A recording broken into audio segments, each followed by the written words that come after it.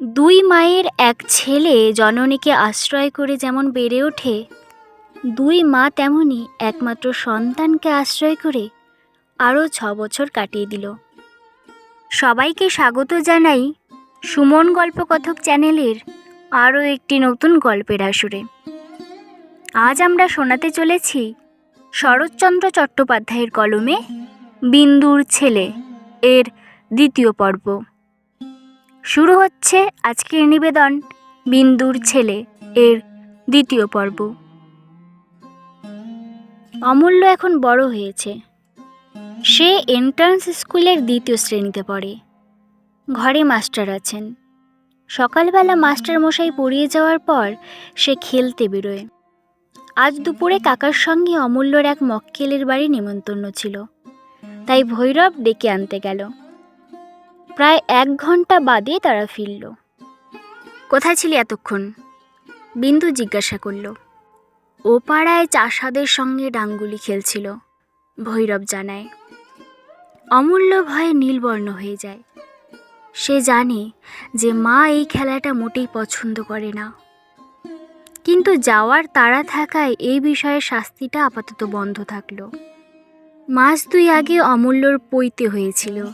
সে ন্যাড়া মাথায় জরির টুপি পরতে খুবই আপত্তি করতে থাকে, কিন্তু বিন্দুও ছাড়ার পাত্র নয়। এই নিয়ে মা ছেলেতে রীতিমতো ধস্তাধস্তি চলল।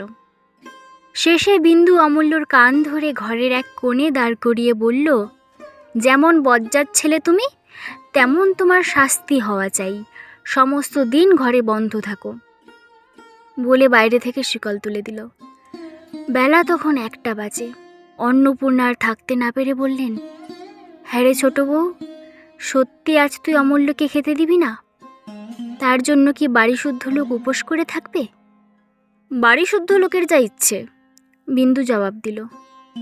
অন্নপূর্ণা বুঝলেন তর্ক করে লাভ নেই। বললেন, আমি বলছি, বড় বোনের কথাটা রাখ। আজ তাকে মাপ কর, তাছাড়া পিত্তি পড়ে অসুখ হলে তোকেই ভুগতে হবে।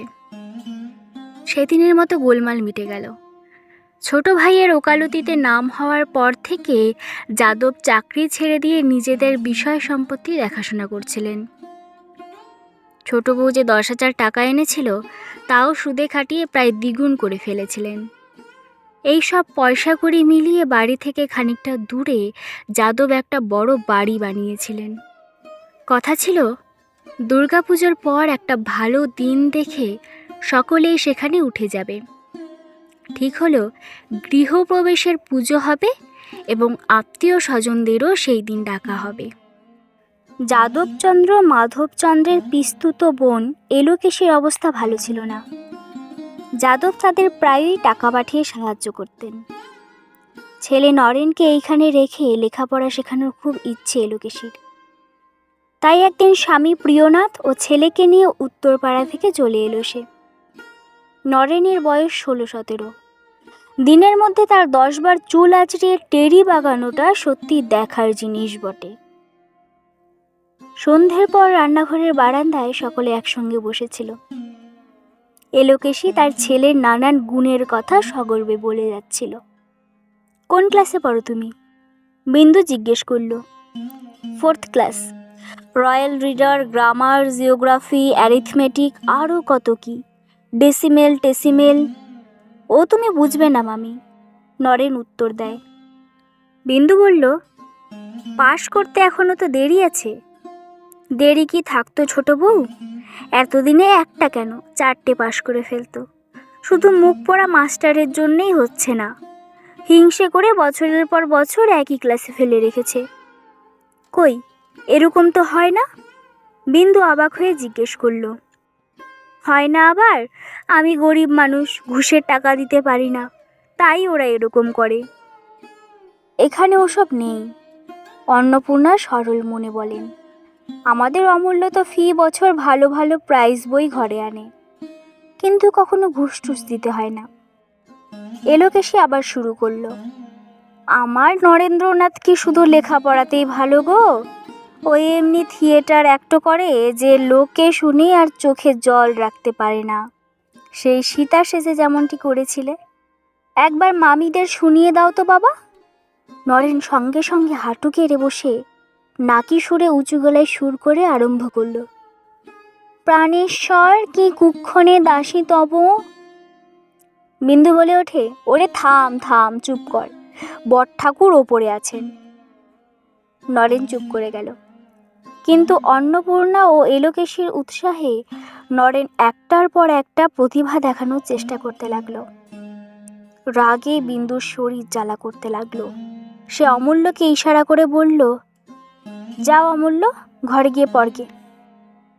অন্নপূর্ণা বুঝলেন বিন্দু চায় না অমূল্য নরেনের সঙ্গে মিশে বিগড়ে যায়। তিনি নরেনকে বললেন, বাবা নরেন, তোমার ছোট মামির সামনে একটো ট্যাক্টোগুলো আর করো না। ও রাগী মানুষ, ওসব ভালোবাসে না। আরও একটা কথা বাবা, তুমি খাবে দাবে পড়াশুনো করবে, যাতে মায়ের দুঃখ ঘোচে সেই চেষ্টা করবে। তুমি অমূল্যর সঙ্গে বেশি মিশো না বাবা, ও ছেলে মানুষ, তোমার থেকে অনেক ছোট। কথাটা এলোকেশের ভালো লাগলো না। বলল, সে তো ঠিক কথা, ও গরিবের ছেলে, ওর গরিবের মতো থাকাই উচিত।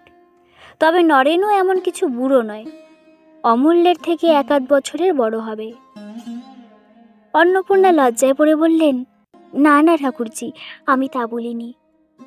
আবার কি বলবে বড় বউ? দাদা বলেছিলেন বলে এখানে আসা, নইলে কি আমাদের দিন চলছিল না? যা নরেন, তুই বাইরে গিয়ে বস, বড় লোকের ছেলের সঙ্গে মিশিস না, বলে ছেলেকে উঠিয়ে দিয়ে নিজেও চলে গেল। অন্নপূর্ণা কাঁদো কাঁদো হয়ে বিন্দুর ঘরে ঢুকে বললেন, তোর জন্য কি আত্মীয় কুটুমদের আশাও বন্ধ হবে? কেন বন্ধ হবে দিদি? তাদের নিয়ে তুমি সুখে ঘর করো, আমি ছেলে নিয়ে পালাই। এখানেই শেষ হচ্ছে শরৎচন্দ্র চট্টোপাধ্যায়ের কলমে বিন্দুর ছেলে এর 2য় পর্ব। ভিডিওটি ভালো লেগে থাকলে একটি লাইক, কমেন্ট, শেয়ার এবং সাবস্ক্রাইব করে দেবেন। সবাই ভালো থাকবেন, সুস্থ থাকবেন। ধন্যবাদ।